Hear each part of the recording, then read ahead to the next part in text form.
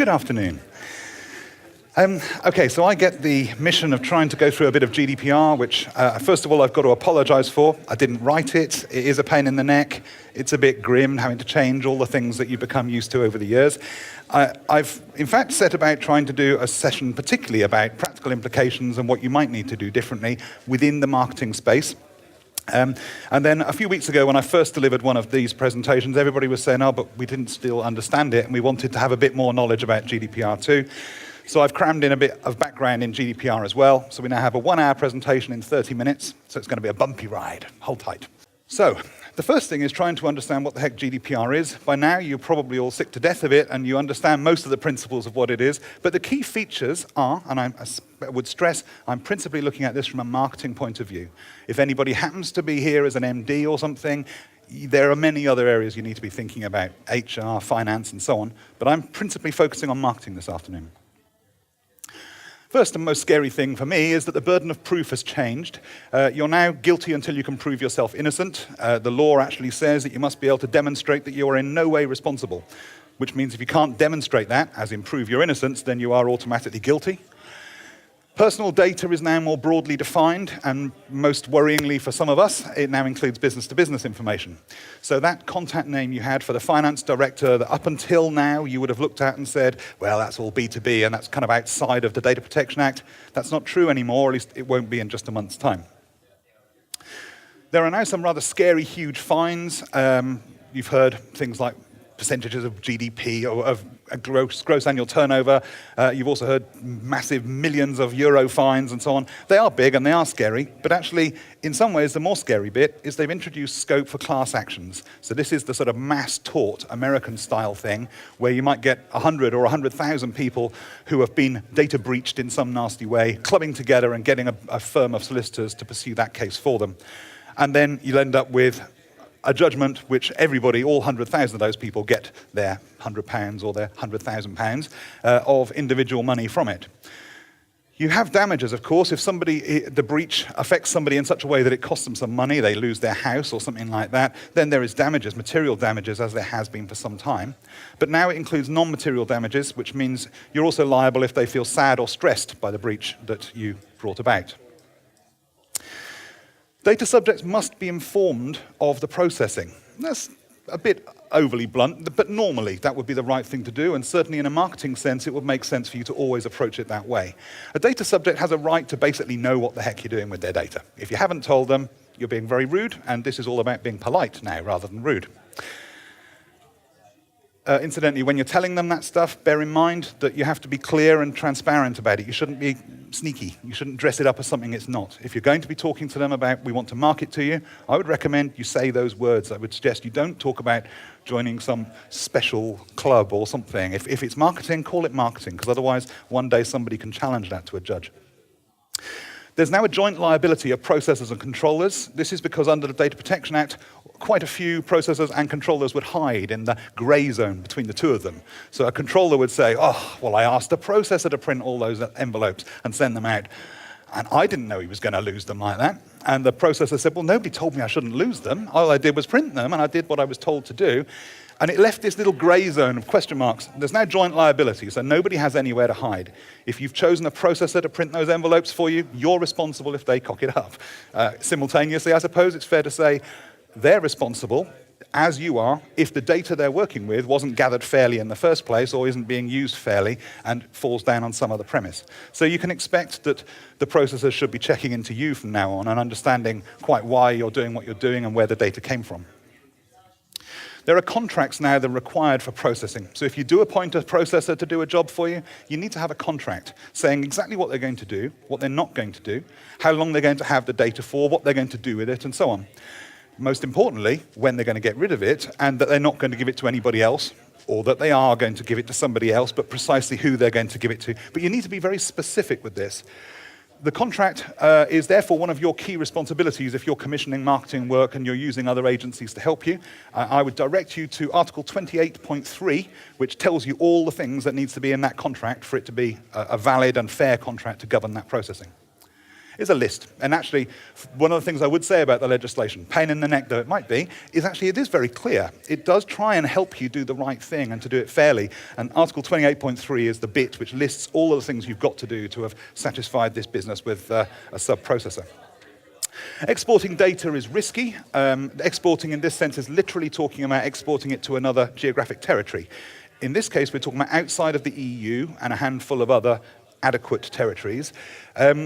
So, interestingly, for instance, whilst New Zealand is considered an adequate territory, and you could therefore to some extent assume that when you send your data there to some mailing fulfillment house, they're going to treat with it using approximately the same rigor as you would need to in the EU where GDPR rules.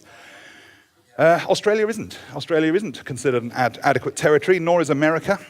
Currently, America has a separate cutout, a separate way of making that work called Privacy Shield, but that may not last very long. It's up for review in November, and there's every chance that further to things like Edward Snowden and so on, that actually Privacy Shield will not be renewed, and actually America will just be a place you can't send data to. Which is or at least not without enormous risk, which is an interesting thing because much of you will be using systems and software which has data on the cloud, perhaps to fulfill part of what you're trying to do. If that cloud is located in San Francisco, for the sake of argument, you're exporting the data, even though you may not be thinking you are actually moving the data to an unsafe place. And you're taking all the risk for having done that. And the data subject rights generally are somewhat enhanced.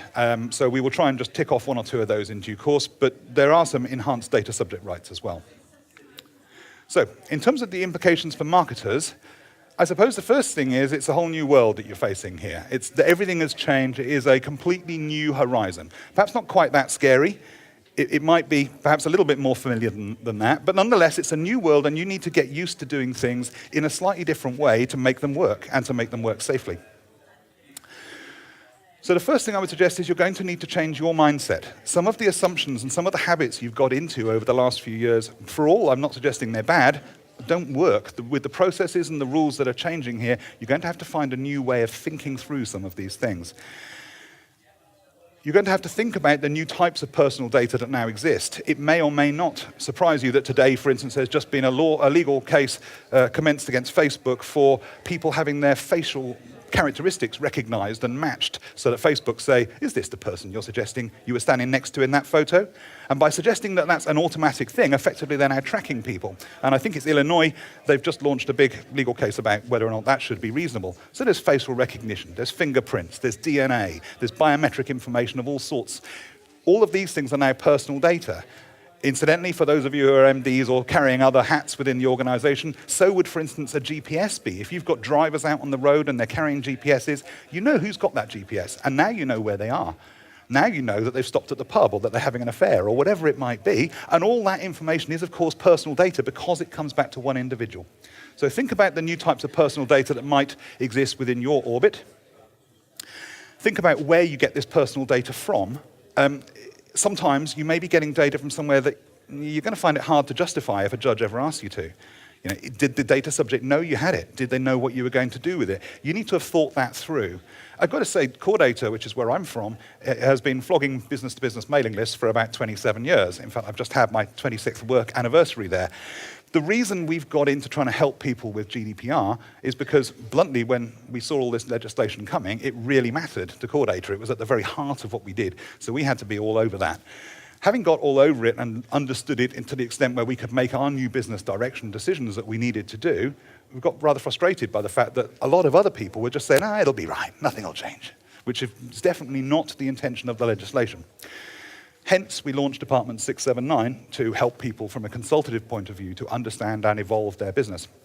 But one of the things you need to do is where do you get your data from? And if it's an organization, for instance, like Corpdata or any number of other list rental organizations, are you happy that they've done all the things they need to do to make you comfortable that when you stand up in front of a judge in a few years' time and apologize, the judge isn't going to scowl at you and say you didn't give a toss, did you?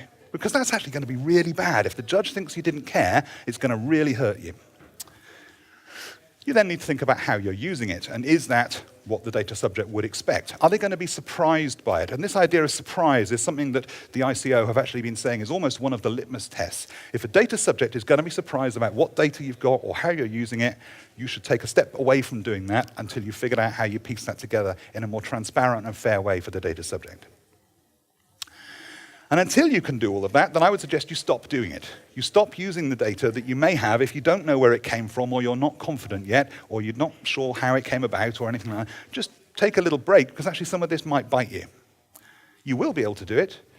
Maybe not with that data, maybe some replacement data, maybe you've got to do something else to cleanse it first, but you will be able to do the same types of jobs for the most part, but you may have to have gone through several other hurdles before that's a legitimate thing for you to be doing. I know you're not necessarily IT folks, but it is worth just mentioning that nearly all the fines under the Data Protection Act, and almost certainly will be the case under GDPR, are actually for breaches in security. So this is therefore an important thing to bear in mind, and I would only mention it even if you are just an out-and-out marketing person with no interest in the IT side. You might just want to nudge the IT people and make sure that they're thinking about it. And when you're thinking about security, the first thing I'd say is trust no one, because in actual fact, the person sitting next to you is almost certainly an idiot, or incompetent, or badly trained, or a crook. There's something about them which is inevitably going to play you as an organization into trouble. And actually, I would go so far as to say you might be that idiot. Okay, so you should even doubt yourself. Trust absolutely nobody, and think through whether the things that you're doing with the data are appropriate, and whether you're going to look really embarrassed when one day something does go slightly wrong. Also, with regard to security, you'll often find people put in place security measures that don't kind of work. It's not necessarily the clearest of pictures, but there's a road barrier there in the middle, which, as you might be able to see, people are just driving past all the time. So in fact, this security measure isn't helping in the way that it might have been intended. Now, when you find that, and it might look like any number of things, but when you find something like that, people working around the security measures you put in place, there's two ways you can look at it. One is to say, well, let's build some bloody great big walls across here, so that in actual fact, that barrier in the middle does its job. There's no way around. Perfect, we now have proper security. But in fact, that may be a sign that your security is stopping people doing things that they really need to do to get their job done.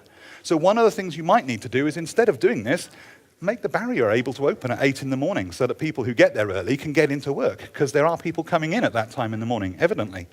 So sometimes it's worth making the security more robust. Other times, it's maybe worth saying, well, was the security appropriate? Was it fit for purpose to let people do the job they needed to do? The other thing is, no matter what you've done, the world changes and things evolve, and sometimes the security measures you put in place aren't as fit. In, let's say, a year's time, that CCTV camera, for instance, is definitely no longer helping in the way it was intended to when it was put up. So revisit it. Don't just assume that you've nailed it once when you've gone through it. Revisit it and make sure it's still working okay. Now, much of GDPR is all about policies and procedures and processes, so I'm going to bore you to tears with those for a moment. The first thing I would say is the rules have changed. And because the rules have changed, the one thing you shouldn't just do is glibly do the same thing. That would be very, very risky indeed. The rules have changed, and it requires you to behave and to treat data in a different way. So you need to go through whatever policies, procedures, and processes you have, and just rethink them now with a GDPR head-on. And if you like, GDPR has brought data into being part of somebody's corporeal body. And so now what you're doing is you're almost doing a health and safety assessment about whether their data is put at risk, in the same way as you might if somebody was clambering up ladders. You might think about whether that's a safe place for the ladders to be. You're now saying, okay, so now are we going to let people do this with the data, and is that safe for the data subjects? So update the 3 Ps, building in more concern for the data subject from the outset. You have to make sure your policies and procedures are understandable, because it won't necessarily be you who's going to stick to them in due course. It may be other people. So make them clear and understandable, and of course train people so they know what they're doing. Train them, monitor them, evaluate them, the people this is, and develop them. But also monitor, evaluate, and develop these procedures and policies, because some of these things will need to evolve further. It may be that you get halfway down the road, you do something that you think is good, and a little bit later you realize, perhaps because of some other news story or something, you realize, oops, that's not quite as clever as we thought. You need to go back, evolve it, and change it into something that's even more robust. A very large part of it, though, will be into these policies, procedures, and processes, because the legislation said, don't forget, you have to be able to prove that you're in no way responsible. The way you're going to prove it is with those documents. And they're written documents. And you have to have them before you're called to a court. You can't write them once it's already all gone horribly wrong. Subject access requests specifically, I'm sorry, I am going at a fair old clip. Sorry, try and hold on. Subject access requests are a particular issue because they're now free. That's a very small change, but it has quite a cosmic implications for all of us. Direct marketing is something that upsets some people. They don't necessarily like being a target, and if they don't mind being a target of some marketing, they might not like yours. And again, for those MDs here, HR is another one of those places where the data subject isn't always on your side. If you've just sacked them, they might be wanting to get at you as well. So marketing and HR are particularly exposed here by the big brutal weapon, which is a baseball bat that they can beat you with, called GDPR. So it upsets some people, and they are going to say, what data have you got about me? Where did you get it from? What are you doing with it? This is under the form of a subject access request. Now it's free, you can expect to see more of those. Maybe not floods, but more. If you happen to be a very well-known global brand, you can expect to see floods, particularly if you ever do something wrong, like pour oil into some gulf somewhere or something like that. BP, you could imagine, could have had 140,000 subject access requests from Friends of the Earth very quickly, each one of which might take days to fulfill, and they have to be done free. That's a sort of company-ending blackmail almost. It's terrorism. You do, of course, need to check the identity of the data subject. If I've asked you for information or a copy of my information, you've got to make sure that I am the person who's asking. So you need to do something to check that I am that subject, and your process needs to include this. You need to take the data out which refers to or reveals other people. So the person who was standing next to me in that photo might need a big black blob put over them so they're zapped out of it or something. So redact any information, delete any information which is talking about other people. Make sure your systems work well, because you might be doing more of them, quite a lot more of them. Don't forget, this isn't just IT data. This is now talking about paper information too, of course. So if, for instance, your HR team was storing sick notes, they might well give those to the functional heads, they might have one on file, they might use one in the payroll section, they might keep one in case that person has the same illness again in a few weeks' time. So this data might be photocopied and left all over the place. All of those will have to be tracked down for the purposes of fulfilling this subject access request. And incidentally, when one day you need to delete the data, they will have to be tracked down for that as well. So it's worth remembering that you need to know where this stuff goes to. So with regard to your existing data assets, first of all, make it compliant. So make it fit for purpose or delete it. Now, there is a middle course, I suppose, but it's kind of along the lines of making it compliant. There's very little you can do with waving a magic wand over data to suddenly make it compliant, because its origin, how it came about, where it came from, is the thing which is going to define whether the data subject is going to be surprised. Did they know you had it? When you got it, were you getting it in a way that they would have expected? If it's not, then yes, probably delete it is the only safe thing to do. You haven't got a valid legal case for still processing it, so probably zap it. So here I'm suggesting if you can't make it compliant, delete it. Make sure it's accurate and up-to-date, which is clearly a nonsense. Data is never accurate or up-to-date. But you need to make it as accurate and up-to-date as you can, and you need to make proper efforts to do so. Clearly, though, the moment you get it, it will start aging, and issues will arrive within it. But you do need to be able to say that you were really trying hard. That's quite important. You need to know its DNA, so this idea about where it came from, how it was created, how it's been updated, and so on. And this is where it gets scary, particularly for you marketing guys who might invest fortunes in getting consent, let's say, if that's the direction you've decided to go. You could be spending £3, £4 a record getting the consent from all of your prospects that you want to keep email marketing to into the future. I've got to tell you that if one record is found to be faulty by a judge, if one record is found to be unsafe, then all of the rest of the stuff that you invested that money in is now unsafe. You would be a very bold person indeed who's been told by a judge that that one record you got in a bit of a sneaky way.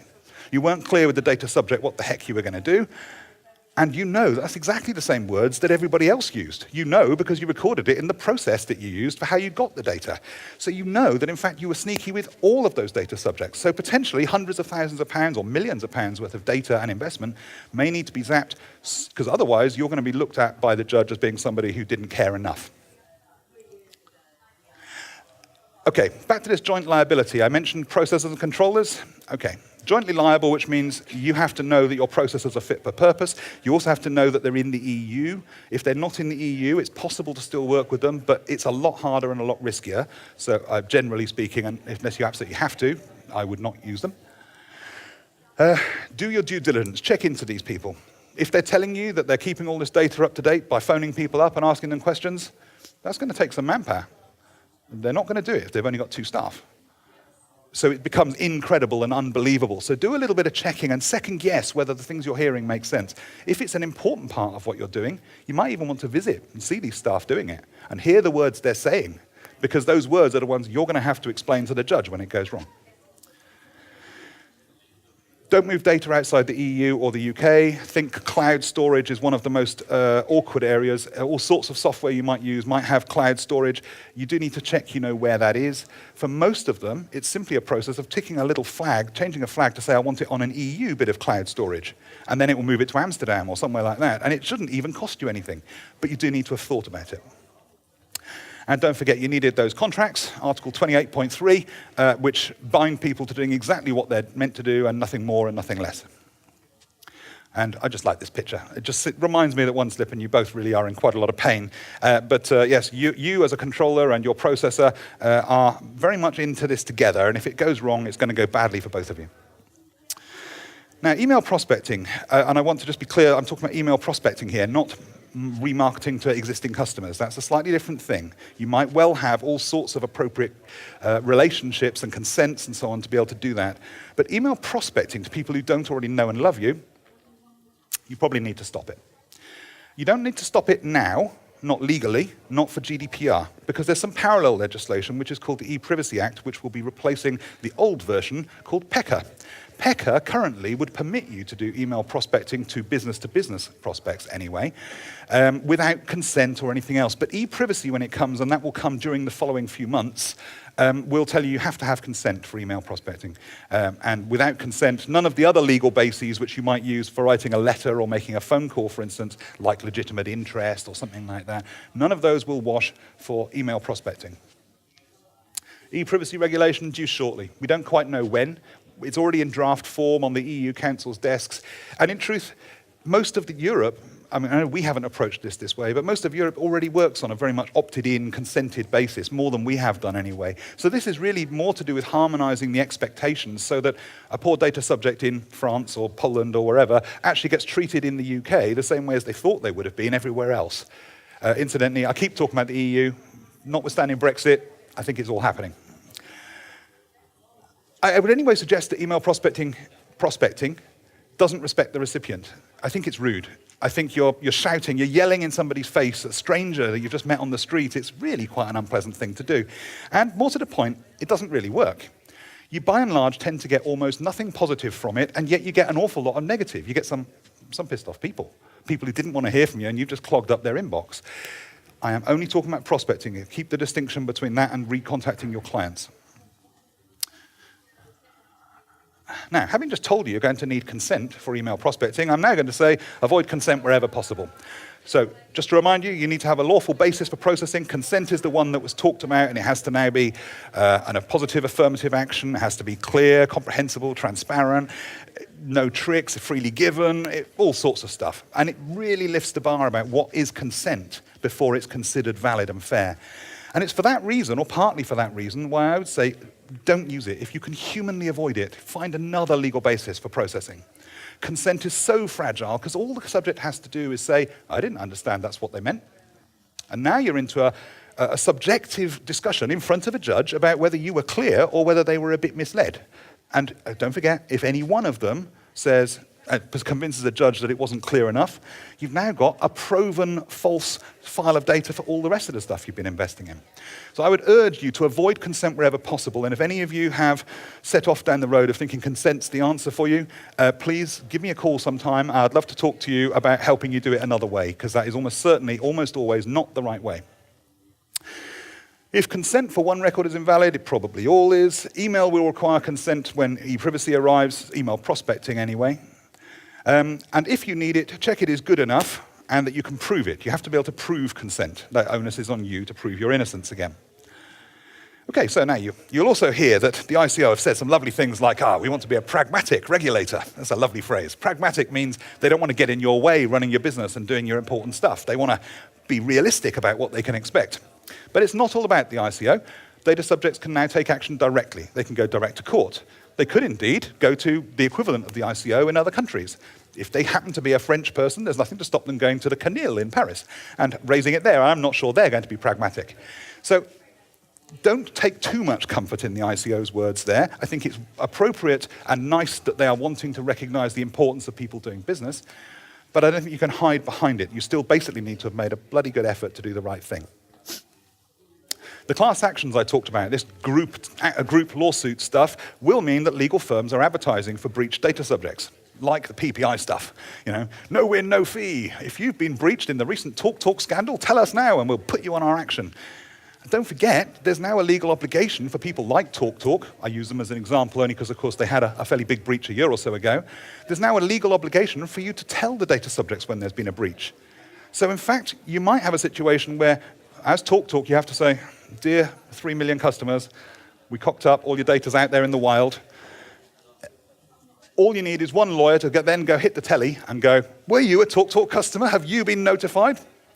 Make your claim here. It's going to happen. Data subjects are entitled to damages, material and non-material, and guidance. This is one of the things that's delaying a lot of people. They're saying, well, we don't have the guidance. There's no clarity. This is true. The guidance is missing for a very good reason. The ICO can't publish most of it. They can't publish most of it because actually, when they started trying to, back when this was first announced, they got told off by the EU because they said, whoa, whoa, whoa, whoa, whoa. You can't tell people what this means. We haven't told you what it means yet. So the guidance that you're issuing is a UK version, but this is meant to be standard all the way across the EU.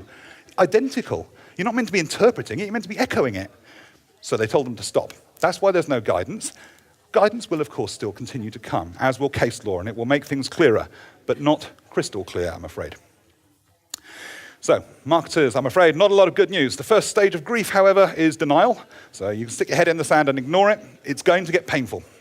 Second stage is anger. I can understand your feelings. I really do. I empathize, but it's not helping you here. Move on. The next one is bargaining. So you're trying to persuade, surely they can't mean that. No, that mustn't be what they mean. I regret to say it is. The fourth is depression, when it just feels, oh my goodness, well, as if my job wasn't hard enough already. Now, the only good news is by the time you get to about here, you've got to rock bottom. And from there, you can start to put together again your approach to the future. And this is where I say a new mindset might be needed. You're into now a new journey. You're accepting that this is the world you live in, and you're now having to find an appropriate approach to it which will survive investigation by the legal powers that be. Commercially, there's an imperative that you need to find those clients because you're definitely going to be losing a few. So invest in building relationships, but perhaps not in the same way as you were doing before. Getting there first might well pay well. Now, you may have already missed that boat, but you shouldn't probably want to be the person who's dragged kicking and screaming into copying what your arch rival has done successfully. It would be so much better if you'd found that technique for yourselves and you were using it before they found it. You could have stolen the market. This is an opportunity to catch a market share if you do it right. However, now looking forward, there's likely to be less commoditization in the market generally, in all markets generally, because until now, people have received 1,000 emails a day saying, buy your stuff slightly cheaper here, and it's very much the same as you were buying before. Some of that clutter, some of that noise is going to disappear. So I think you're going to find that there's less price comparisons and a little bit more loyalty to suppliers who they trust. So my encouragement would be prepared to spend more during the whole marketing sales cycle to win fewer prospects, but get more value from them, retain them longer and make them more valuable for you. And I would echo some of the comments earlier on about lead scoring may well be invaluable to make sure that you're knowing who to talk to and how to talk to them. So you need to target more thoroughly. You need to figure out who is actually potentially an exciting prospect for you, rather than just shouting at everybody you meet. It would be nice to know which people have a likelihood of being interested. Engage more respectfully. You now have a smaller audience who you want to talk to, so the last thing you want to do is irritate them on the way past. So engage with them in a more friendly, more professional, potentially more expensive way. It's now very definitely about what you get out rather than what you put in, so measure your return on investment. Experiment, learn what works, and measure it. Calculate that return on investment. Think about it. It's something that a lot of us have got out the habit of doing. The ROI calculations are very straightforward, but actually to go through the rigor of doing it will lead you in some interesting ways, particularly at a time when you're having to test new or perhaps very ancient marketing techniques that you haven't been using day to day recently. So do the measurements, find your cost per outcome, ensure your prospects see the relevance, because otherwise you're just wasting your time and money, And cast the wide net because you're trying to cast the net wide, pardon me, because you need to learn. By which I mean do some little samples in areas that weren't obvious, but small samples. You might find that you actually are discovering new market niches that you've overlooked previously. I clearly can't tell you what they might be for your sector, but cast the net wide enough to discover them. I have about 2 minutes. So, business leaders, GDPR is all about risk, the likelihood and the impact of something happening. The risky area is definitely the red zone. I've got to say, business leaders, you're entitled to ignore GDPR. You're in a position to do that. You're a director. You're allowed, just like you can drive at 80 miles an hour on the motorway. You're allowed to.